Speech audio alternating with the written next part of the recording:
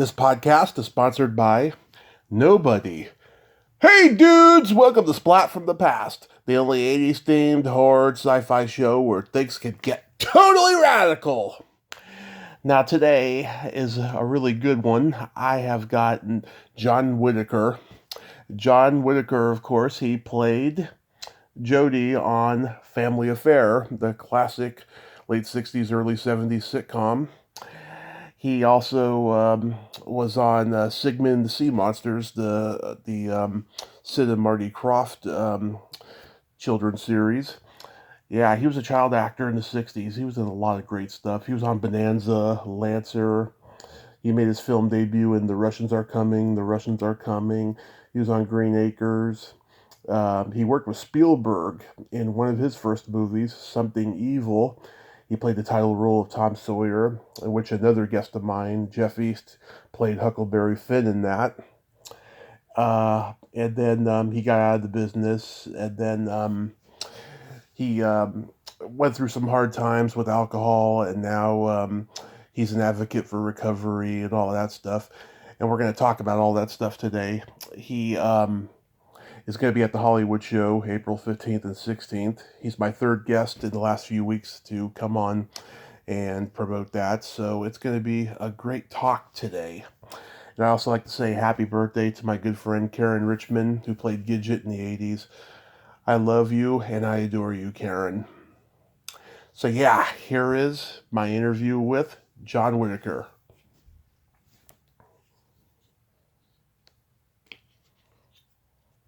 Hello.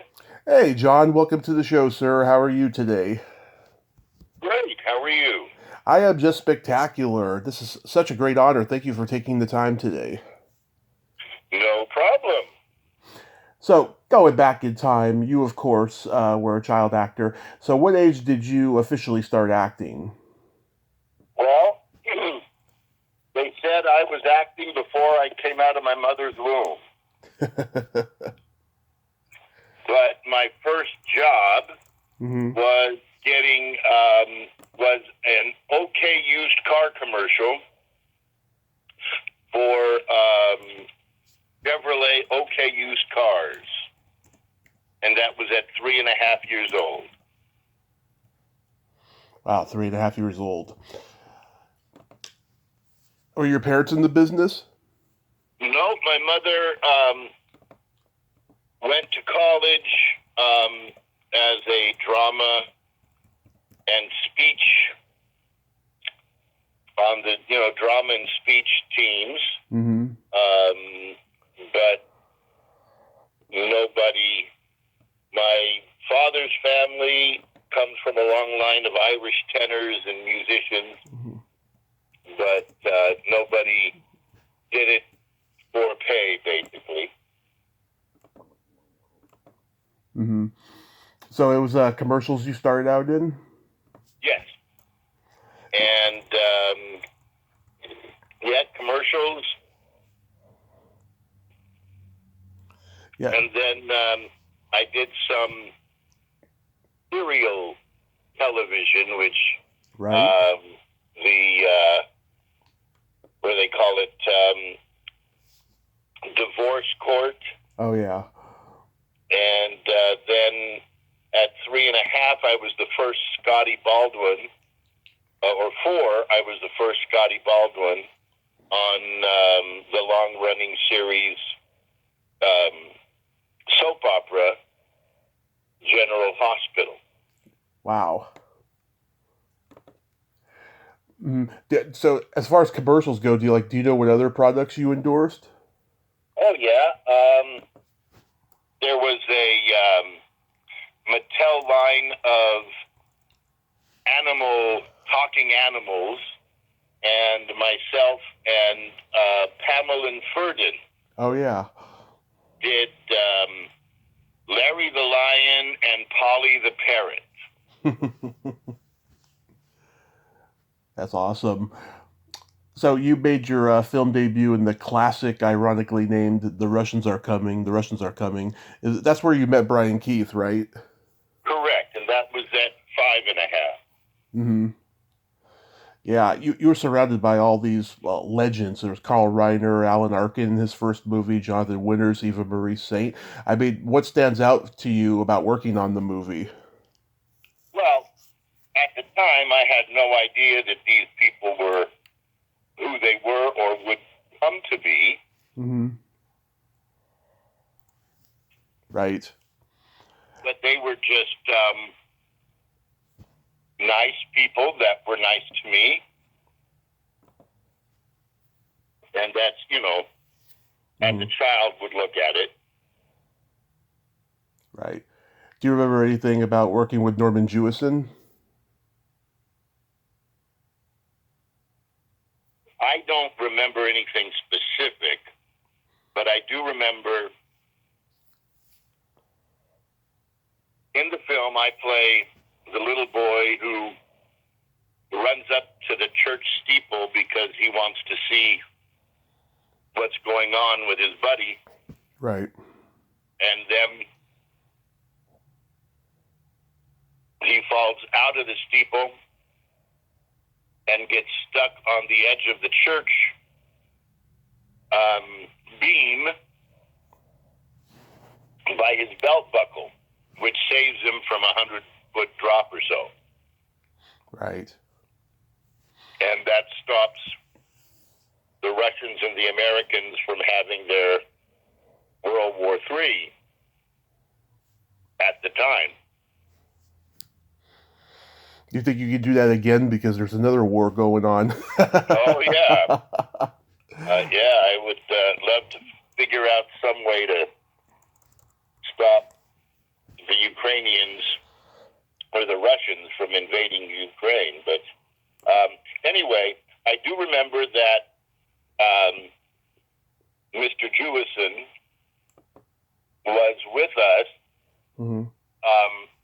We did a lot of the tower shooting with a green screen at Paramount Studios, I think. Mm-hmm. Had a whole day there after the fact. But John Philip Law, who played the handsome young Russian who fell in love with the American girl. Right. Anyway, they did do a half a day with me being up on the 150-foot tower. They built a scaffolding out over, and Norman Jewison wanted this beautiful shot of the city in the background below this, 150 whatever foot drop, so that they could see it. Mm-hmm. Anyway. So you just auditioned for Family Affair and you got it? Well, no. Just to finish that story real quick. Oh, I'm sorry. I didn't know. No, it's okay. John Philip Law grabbed me and threw me over his shoulder. Well, as he did that, in the film, you can see that I slipped. Mm-hmm. And my mother was down on the ground watching up there, and as she saw that, she let out this blood-curdling scream, which you hear in the film, but it was not the actress that played my mother. It was my real mother. Right. But, yeah, I met Brian Keith doing that, and Jonathan Winters and Brian took my mother and I out for steak one night, I remember. Mm-hmm.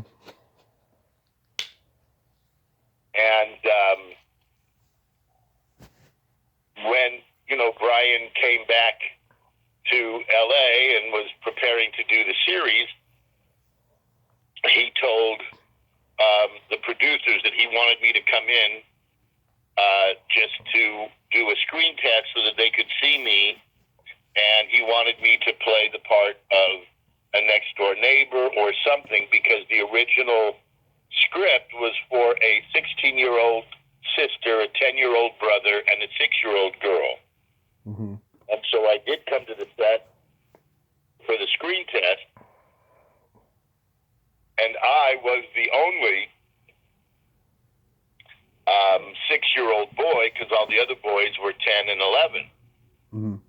So as I got to,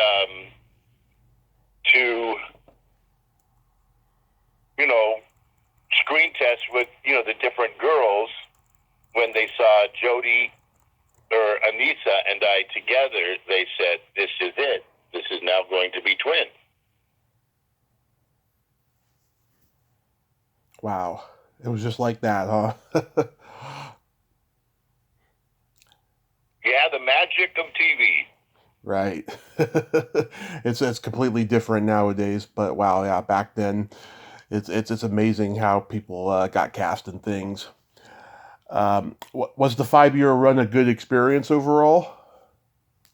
Well, I didn't know any different. I started at 6 till I was 11. Mm-hmm. So for 5 years, 9 months out of the year, I would wake up at 6 a.m., get ready, get in the car by 7, and be on the set by 8. That was just normal for me. Now, that's not normal for most Mm-hmm. 6 to 11-year-olds. They wake up at about 6:30 or 7 and get ready to go to school by 8 or 8:30, and then they come home at 3 and watch TV or play games out in the street. And I didn't come home until I left the set at 5:30, and came home at 6:30 and had dinner, and then had to study my lines. So, my growing up during that period was not normal, but I didn't know any different, so I didn't see it as being abnormal. Mm-hmm. How many hours a day of schooling did you have? Well, back then, in the state of California, Mm-hmm. and it is still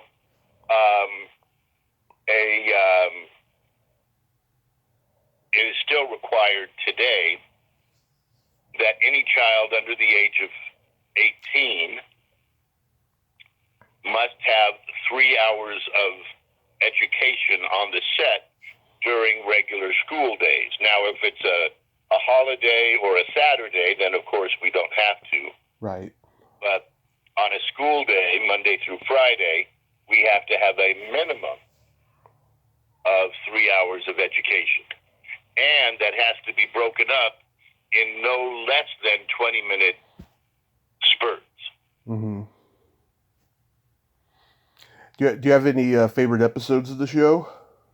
Hard Hat Jody, Mm-hmm. where I started to go to work with Uncle Bill.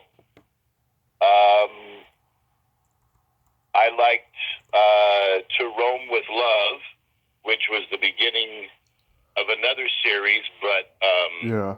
I met Leif Garrett's sister. What's her name? Is it Dawn Lynn? Dawn Lynn, yeah. Right. And we kind of had a little thing going there for a little while. Yeah. Yeah, my friend Sherry Alberoni, she played Sharon in some episodes. Do you remember her? Yes, definitely. Yeah, she's great. How's she doing today? I haven't talked to her very much. She hasn't been on social media that often. But when we talked on the podcast 2 years ago, she was doing great. She was living somewhere and living a good life. Oh, good. Yeah. Is it true that Sebastian Cabot missed the first half of the season because he was sick one year? Well, what happened was Sebastian had some kind of a hand illness, Mm-hmm. and you can see it in a few of the episodes of the second season. And then when we filmed Family Affair, we would film 9 months out of the year to do 27 half-hour episodes. But only during the first 3 months would we have Brian Keith, because his contract was that he would only do 3 months of the 9 months, and then 6 months he'd have to do whatever else he wanted to do, films, etc. Anyway, so it was, okay if Uncle Bill wasn't in the scene, because we would just do that when he was. Mm-hmm. But when you have two of the main characters out, that just didn't work, so they had to create one new episode, which was Mr. French had to go to England to serve the Queen Mm-hmm. on a special mission, and his brother, it was Giles French and Niles French, right. His brother, then came to take his place with the Davis family. And so with that, John, I forget his name, anyway. Not John Hubbard, no. No. Anyway, he became Mr. French for a part of season 2. John Williams. John Williams, that's it. And then so he became Mr. French, and then all the other Mr. French lines were just given to him, and we continued doing the series. Mm-hmm. You still in touch with everybody? Well, unfortunately, everyone is gone except for Kathy Garver and myself. Mm-hmm. And Kathy and I see each other every once in a while at, various autograph shows or special events. Mm-hmm. You did the Littlest Angel. What was it like working with Fred Gwynn?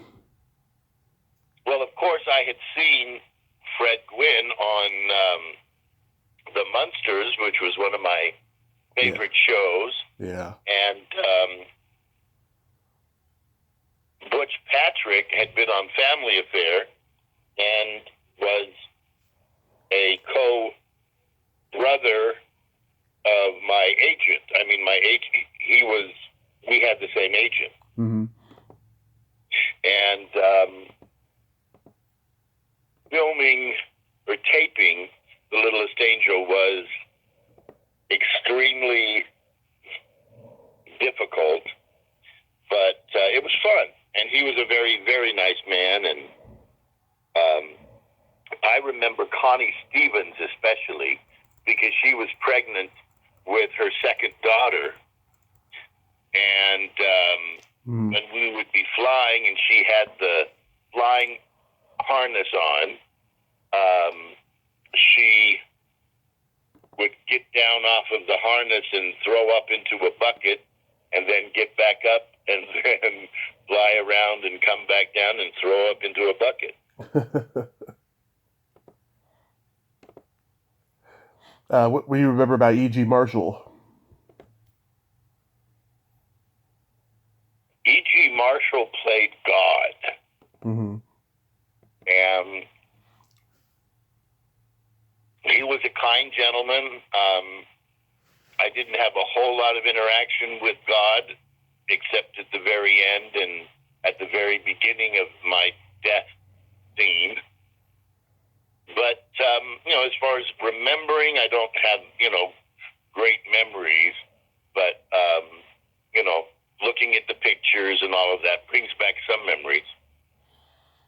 Mm-hmm. You guest starred on Bonanza. Was that fun? I did Bonanza, that was on when we were on hiatus, which meant that we were not filming Family Affair. Yeah. And when it was in December of 1968, and my birthday's in December, and so I spent my 9th birthday on the set. And I didn't have in this episode that I didn't have a whole lot of interaction with any of the others because Haas had come to my dad to buy some horses and was beating up on my mother. And anyway, Dan Blocker made sure to have a birthday party for me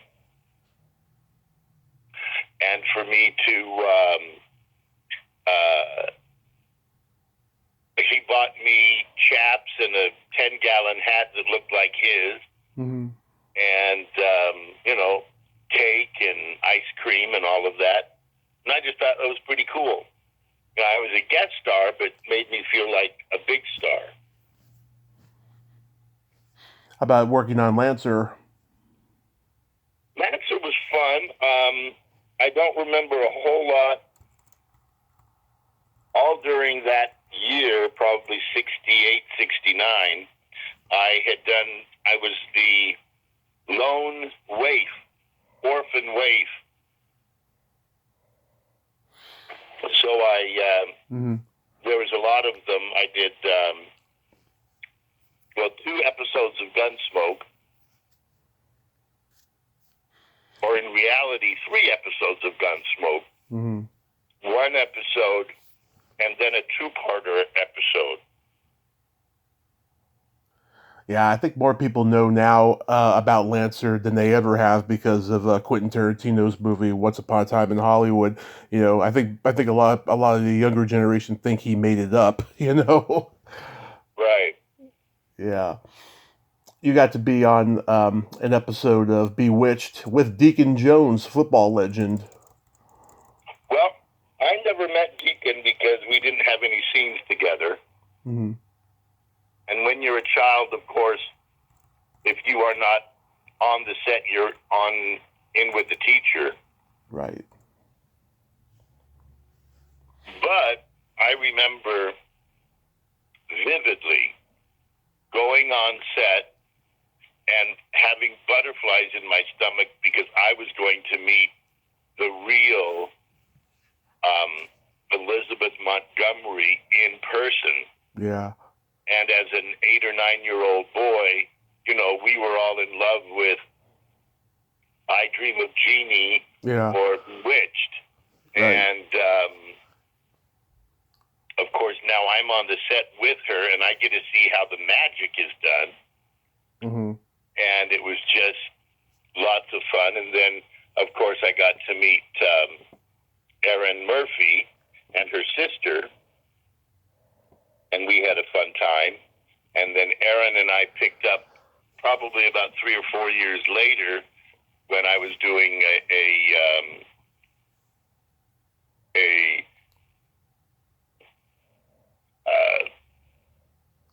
get-together for the John Tracy Clinic, which was for deaf children in Los Angeles.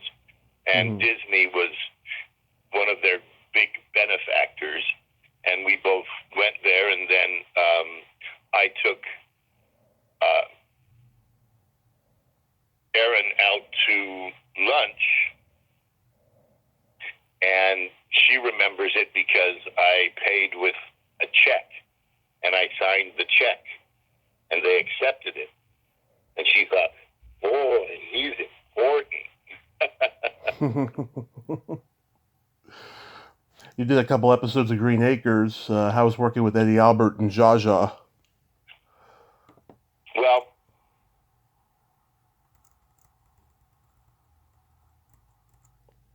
the first episode I did, I'm not sure which one was first. I played a genius who went to the moon and came back. And the other one, I played one of the kids in school who wanted to keep Arnold the pig in school when they said that he had to be out. He couldn't come to school. And so we had a sit-in, and I remember that very vividly. But I do remember Zsa Zsa wanting to adopt me. Mm-hmm. And just think, if I was adopted by Zsa Zsa and my godfather would have been Merv Griffin, Yeah. I would have had to work the rest of my life. Yeah. Oh, that's awesome. In 1972, you did 3 movies for Disney: The Biscuit Eater, Napoleon and Samantha, and Snowball Express. Did they just give you a contract at Disney? They wanted to, but there was actually four films. Well, 3 films and one Wonderful World of Disney special. Mm-hmm. The first one being, or the first film was The Biscuit Eater. Right. And then the second was Napoleon and Samantha, and then the third, Snowball Express, and then the fourth was Mystery in Dracula's Castle. Right. With Scott Colden. But that was all done in 1971 to 1972. Mm-hmm. And then I did Tom Sawyer. Now, Disney they had made a deal that if we came on the set every day before we started filming officially, we could get 1 extra hour of school banked just in case we needed it. Mm-hmm. So we went on, the Disney lot, Jody and myself, or George Spell and myself, Yeah. or Scott and myself, and we would study about 2 weeks before so that we would have, banked an extra few days in case they needed to use those during regular filming. Mm-hmm. But, and they were just finishing all of the work for the new Walt Disney World, Mm-hmm. which was coming out then in 1972. There's a story that on Napoleon and Samantha, Jodie Foster got attacked by a lion. Well, that's her story. Yeah. But you weren't there though? I was right next door. I mean, I was right next to her. Oh. How I saw it, Mm-hmm. and what the cat wrangler told me Mm-hmm. was, in the film, we were on a precipice that was, 500 feet in the air. In actual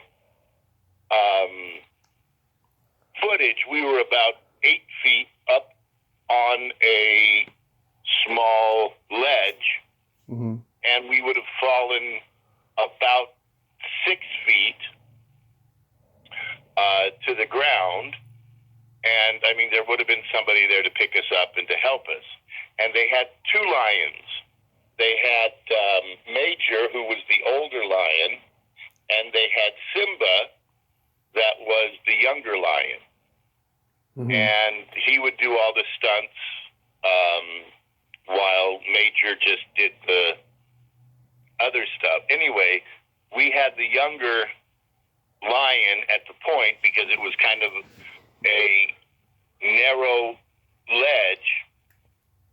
Anyway, Mm-hmm. As we were filming and going across this ledge, Jody took a misstep Mm-hmm. and started falling. Well, the lion, being wanting to care for her, grabbed her with his paw and put her in his mouth Mm-hmm. to protect her. Because of the great big incisors of a lion, they did poke through the skin, but he was not doing it to hurt her, but to help her. Mm-hmm. Did you get hurt at all? No. That's But good. my father, who was on the set, Mm-hmm. had this cowboy hat that had a big feather in it. And he was sitting on, in the shade on the set with this big feathered cowboy hat, talking to everybody and moving his head around. And Simba, the young lion, the edge of his rope with extending his arm reached inches from my dad's feather. Mm-hmm. And my dad felt this wind, and he thought, what is that wind? And as he looked around, there was Simba grabbing at his hat with his hand. Just because, if you know anything about cats, any feather, anything that's moving, they're going to be watching it. Right. It just happened to be that my dad was behind, underneath the hat, and he had to excuse himself while he changed his underwear. It's crazy. It would be these days. It would be much more regulated, with the animals on set. I suppose so. Yeah. Yeah, 'cause everything's different now. Yeah, you mentioned Mystery in Dracula's Castle. How was that? That was lots of fun. That's the first time I got to meet Scott Colden, Mm-hmm. who was a dear friend of mine even up to today, and who played my brother in Sigmund and the Sea Monsters. Right. But Clu Gulager was in that. He's a very interesting guy. oh yeah, he was fun. He played one of the bad guys, but we had fun anyway. Mariette Hartley, she was gorgeous. Oh, Mary Hartley, yes. Even today, I call her mom, and she goes, I can't be your mother. I'm not that old. Tell me about working with Spielberg on Something Evil. Of course, I had no idea who he was. He was an up-and-coming director. Mm-hmm. And Steven Spielberg, what I do remember is that he was more hands-on as far as the camera goes Yeah. than any director that I had ever been with. And in the film, Sandy Dennis comes looking for me, and I am in the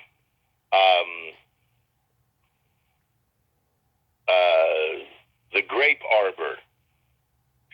And as she goes into the grape arbor, in the lower left hand of the screen, you see these red eyes. And she sees me and grabs me, and we have a tussle of, why are you in here, Stevie? What are you doing in here? Why did you come in here? And kind of mean to me. Anyway, Mm-hmm. Steven Spielberg chose to put the camera on his shoulder and to have me grab his shoulders like it was my mother's. And I just thought that was an interesting choice for a camera angle. And, that's one of the things I remember. Plus, I got to wear red contact lenses, and I had just started wearing glasses. Mm-hmm. and contacts had not been that common, but because I got the contact lenses, the optometrist gave me a pair of my my prescription contact lenses that I could wear. So that was interesting and fun. Mm-hmm. In 1973, you played Tom Sawyer. Were you under a lot of pressure playing the lead in a big movie? Well, today I would be. At the time, it was just another film, except I had said to my agent, don't put me up for that because I had to go to Boy Scout camp. And they took me from Boy Scout camp in a big limo down to a nearby airport to fly me into Kansas City and then drive me into Arrow Rock, where we were filming. But my family had gone earlier, and it was the first summer that we had time together as a family, and we just kind of uprooted ourselves from the San Fernando Valley and moved to Columbia, Missouri. Mm-hmm. I read that you objected to smoking a pipe because of your Mormon background. Well, Mormons don't smoke. Yeah. Anything. And I had told them that, if they could put something in that was not tobacco, so they put cabbage leaves, and that's what we smoked. Okay. I talked to Jeff East last year. Great guy. Did you two become buddies? Oh, yeah. Mm-hmm. And, since then we've been friends. I mean, he's living in France now. Yeah. So, every once in a while. But this summer, over the 4th of July weekend, mm-hmm. we're celebrating 50 years of the filming of Tom Sawyer in Arrow Rock, Missouri. And we're going to have 3 days of Tom Sawyer-esque happenings, and it should be lots of fun. Oh, that's awesome. Is it going to be just the two of you? Well, Jeff East and myself. Mm-hmm. I believe Joshua Lewis, who played Cousin Sidney, is going to be there. Mm-hmm.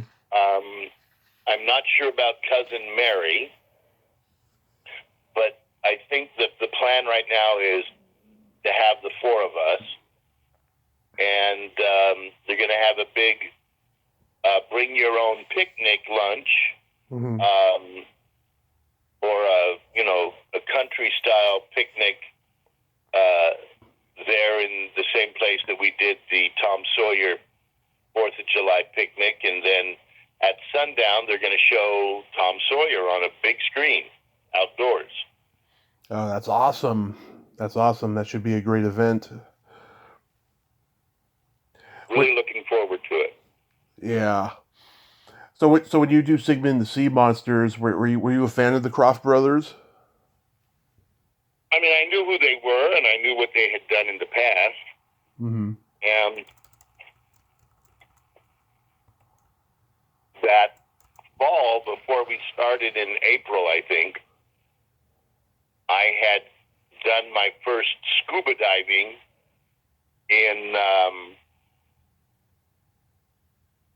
Puerto Rico. And so when they told me that we were going to do some filming out on the in the ocean, and that I said, great, am I going to get to scuba dive? And they said, oh, yes, yes, yes. So I was all for it and all excited until I found out that it was BS, and we had a week out in the ocean, and the rest of the 3 years was all done inside the set. Yeah, I mean those two guys, they were just the two mad geniuses of children entertainment because their vision was so subversive and psychedelic that I don't think you could do what they did now. Yeah, well, to this day, Sid likes to indulge in a little bit of marijuana. Yeah. And we believe that he was smoking something the day that he saw the seaweed move, and when he came up with the idea of Sigmund and the Sea Monsters. That's so awesome. We just lost Rip Taylor recently. What was he like to work with? Rip and I maintained our friendship until his passing. I saw him probably about 2 months before he passed, and just a really nice guy, a little exigent and forceful when he wanted something done his way, but, we went ahead and loved him anyway. Now, were you on set when the fire broke out? Well, actually, Scott and I, this happened at what is now the Oprah Winfrey Studios. Yeah. On, which used to be the old Warner Samuel Goldwyn Studios. Mm-hmm. And on Formosa and Santa Monica Boulevard. Mm-hmm. In West Hollywood. Anyway, Scott and I were up in the schoolroom, which was on the second floor of the business offices, and all of a sudden we hear yelling and screaming, and then boom, and like an earthquake had happened, and we looked out the window, and the big main door of the studio had just fallen to the ground, and people were running out of the studio, and smoke coming billowing out, and then Rip was doing a scene with Billy Barty, and he was all dressed in his regalia, and he picked up Rip Taylor, or Billy Barty under one arm like a football, and carried him, and with his fins, was flopping out the door, and grab, and then to hear it from Rip, he, of course, the day was shot for any other filming, so, and he didn't have, he had an on-set dressing room, so that was burned up, and he didn't have any other clothing, and so he was hitchhiking on Santa Monica Boulevard in his regalia of Sheldon the Sea Genie. Wow. Yeah, I'm speechless about that, but wow. I mean, there, I think during that same period, like the Krofft Brothers had they had like a theme park in Atlanta, and that went under pretty quick. Yeah, Yeah. That happened after Sigmund was canceled. While we were doing Sigmund, they were also doing on the next set. After we went to another studio, they were doing Lost in Land of the Lost. Space, but Land of the Lost. Land of the Lost. So what happened when you guys did the 2016 reboot? It just didn't catch on? Well, I don't know. I actually own 5% of what we now call classic Sigmund. Mm-hmm. And when I heard that they were coming out with, a new reboot, I told Marty, I said, hey, I've got some great ideas and I want to be a part of it. And, he said, no, we got everything set, it was okay. I had also gotten Marty the reboot of Family Affair that he had requested that I get him in touch with the producers, Don Fedderson's widow and daughter, when the CW did a reboot of Family Affair. Marty was one of the producers. Mm-hmm. And I was instrumental in getting that together. And so, I naturally wanted to be a part of the team. Mm-hmm. And they weren't very, well, Marty wasn't as enthusiastic, happy about me being a part. Yeah. But I said, well, I'm going to have a role. You better find me one or get one. And so I became the mayor of Dead Man's Point and another seafarer, Mm-hmm. which was fun. Yeah. So after Sigmund the Sea Monsters, did it get to a point where you just got tired of acting and you wanted to leave the business? Well, no, not really. I continued to work. I did another series, which was very shortly lived, called Mulligan Stew. And I did the Johnny Whitaker show with my brother and two younger sisters. And that was for the bicentennial in 1976. Mm-hmm. When we were in Salt Lake City,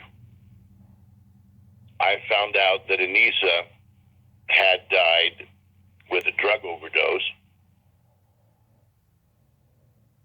And I had told my agent at that point, I've been working now 14 years straight. Let, slow it up a bit. And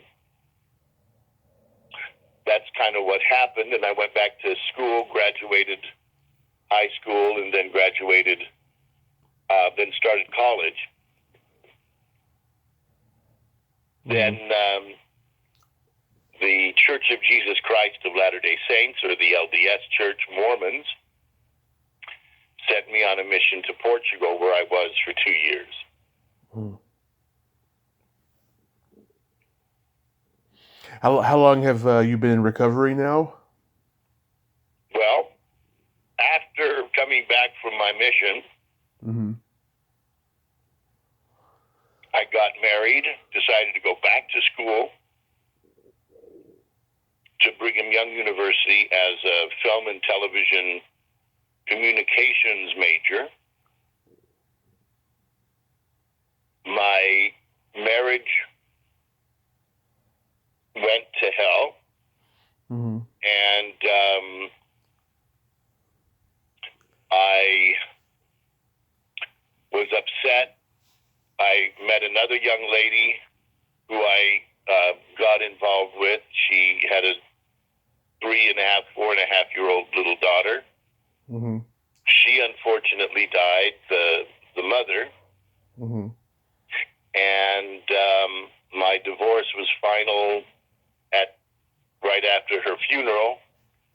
And I had said, God doesn't exist if this is what God does to his children, which is not true, but, I blamed it on God. And so I went to the dark side for the next 10 years, and sex, drugs, rock and roll got me into some trouble, and that trouble ended me up into the rooms of recovery. Mm-hmm. And so for 24 years, I've been clean and sober from all mind-altering substances. Congratulations. I've been sober for 7 years following my car accident. Oh, excellent. Well, I mean, not excellent that you had a car accident. Yeah. But, I suppose that you were given pain pills, and they were probably opiates, and once you get hooked on opiates, it's hard to unhook yourself. Surprisingly, no. I had prescribed OxyContin when I was in the hospital. I didn't get hooked on it. I enjoyed it, but I didn't get hooked on it because I didn't like the hangover I got the next day, and I was determined to not do any substances again, and I've stuck to it. Oh, that's great. Yeah, I mean, 2 days ago, I got diagnosed with type 2 diabetes, and I got to start taking medicine starting next week, but I shouldn't get, any major side effects other than, it's going to be, a miracle cure, as long as I do a lifestyle change and all of that. Yeah, I am definitely, I've got type 2 diabetes. I've had it for about 5 years. Mm-hmm. And I'm just now getting my A1C under control. But it's not fun. Yeah. Absolutely not. I'm ready to get on that ride now and, see what happens. All I can say is, I'm grateful that we caught it just in time as it was, in the early stages. Well, good. Yeah, I had pre-diabetes and I didn't change.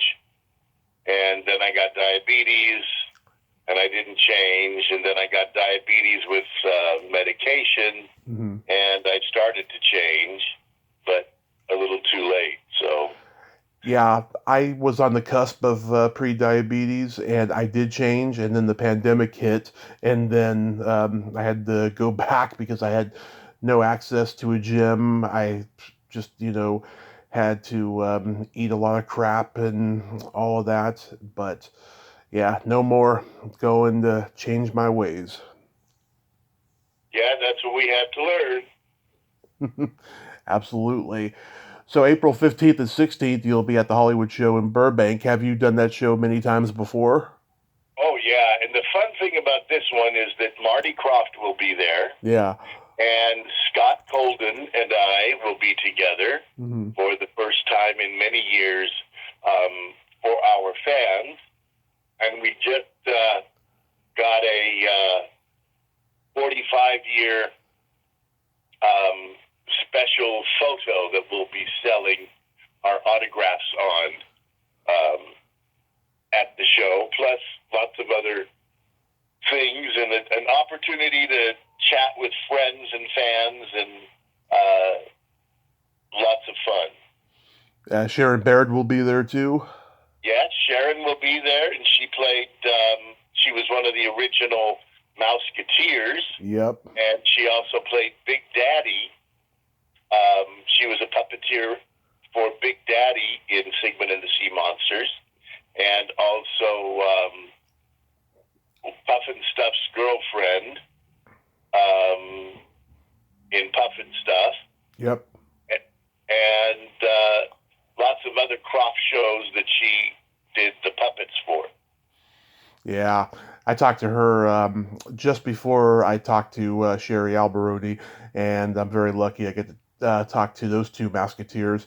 I noticed Bobby Burgess and Tommy Cole will be there too. I haven't been able to get in touch with those guys. Hopefully someday I'll get to talk to those two. Now where are you located? I'm located in Redding, California. Oh, okay. Well, you can always come down and meet them in person. Yeah, not this time, but in the future, Yeah. No problem. And then I will be at the 50th anniversary in Arrow Rock, Missouri, which is about 50 miles to the east of Kansas City, Missouri. Nice. Are you doing the Krofft Con in May? Oh, yes. And the Krofft Con Mm-hmm. at the Orinda Theater, May 21st. I was thinking about going to that one. I don't know if I will, but it's definitely a possibility. It's a lot closer to you than yeah. than LA. Yeah, We're coming closer to you. Yeah, I'm born and raised in the Bay Area, so I'm familiar with the area. So it's a definite possibility that I might go to that. Either way, I'll let you know. Yeah, that'll be fun, and we'll get a real picture of the two of us to put on this episode of what's the name of your show again? Splat from the Past. Splat? Splat from the Past. Oh, okay. Blast from the Past. Splat. Splat. Yes, Splat from the Past. John, thank you so much for coming on today, and I hope you have fun at the Hollywood show, and I hope you have a happy Easter. And you too. And if you want more information, you can go to JohnnyWhitaker.com. I'm also on most all of the major media. You can become a Twittiker. Whitaker, I like that. Yes, you can get all my tweets and become a Twittiker. And my autograph and the photos always go to support my nonprofit called Paso por Paso, which is step by step in English. And I work trying to get treatment and recovery for the non-English speaking addict alcoholic and support to their families, and work on prison and jail reform and advocacy for addicts and alcoholics worldwide. Beautiful. You have yourself a great day, and be safe. You too. Thanks. Thank you. Bye-bye. Bye-bye. Well, there you have it. Johnny Whitaker. Ain't he a cool dude? Nice guy. Been through a lot, and he has persevered. I love that. Love it. Go see him at the Hollywood show and Krofft Con and all the other meet and greets he's doing. World's opening back up again. Sorta. Well, until next time, this is Tommy Throwback Kovac saying there's no shame in living in the past because the present sucks.